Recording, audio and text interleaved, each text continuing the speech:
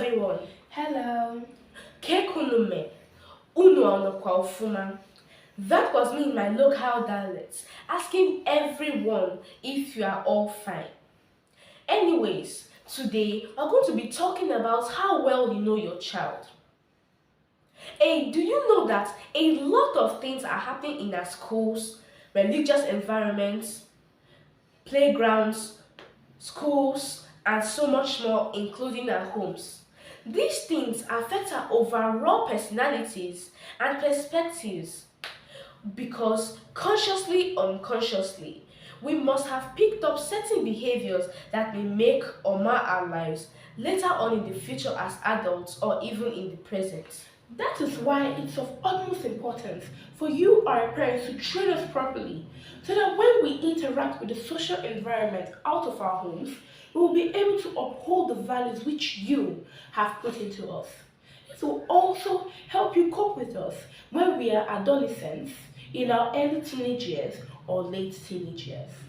And when you inculcate good moral, social, and religious values into us, have you ever asked yourselves how well you know your child?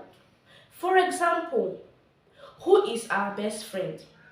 This peer relationship will later account for a greater percentage of our overall behavior. Our food preferences, our favorite color, what we do to occupy ourselves when we are not on screens. I mean, we're not using our phones or watching movies. Our favorite games to play. How well or not our day went. Please, never assume that all went well and we had no challenges.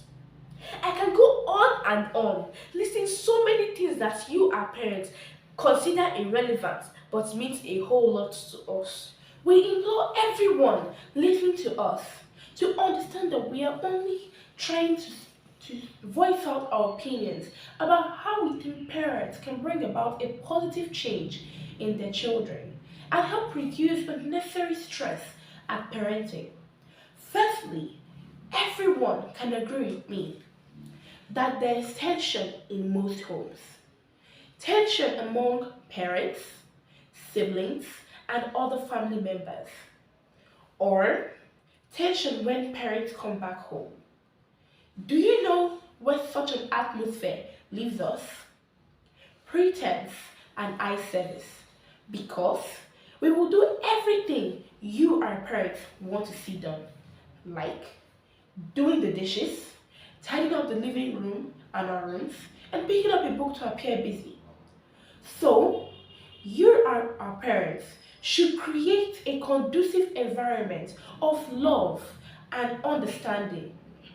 We should see you as a friend and a confidant.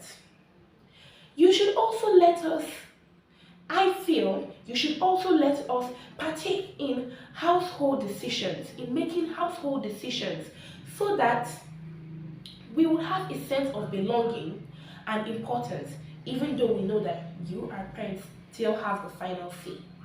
At this point, we're still living by example.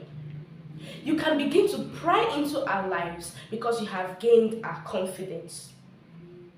We would also truthfully answer all your questions about life at school, friends, and what we did to engage ourselves when you were not around, our feelings, and so much more. Now, when we become pals, you should never model our relationship by showing so much love to one particular child. Never be too lenient with us. Do not overpamper us. Sometimes you should say a no to our demands. Let us make home rules together because, and then lovingly explain to us the rationale behind it because based on the rule particular to our age and condition, we are never too young to understand. One more thing, you should never leave us unsupervised. Allow us to make some decisions with you standing by to guide us, because this will promote our critical reasoning. Encourage us and reassure us when we make mistakes, because this will boost our morale and self confidence. Praise us in the least of our achievements and never compare us to anyone.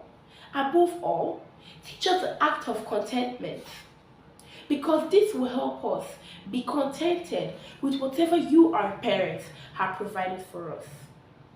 Last but not the least, teach us the act of self confidence so that we would not be influenced by our peers, or as you may call it, peer influence, so that we will have an upright moral character in the eyes of God and the society.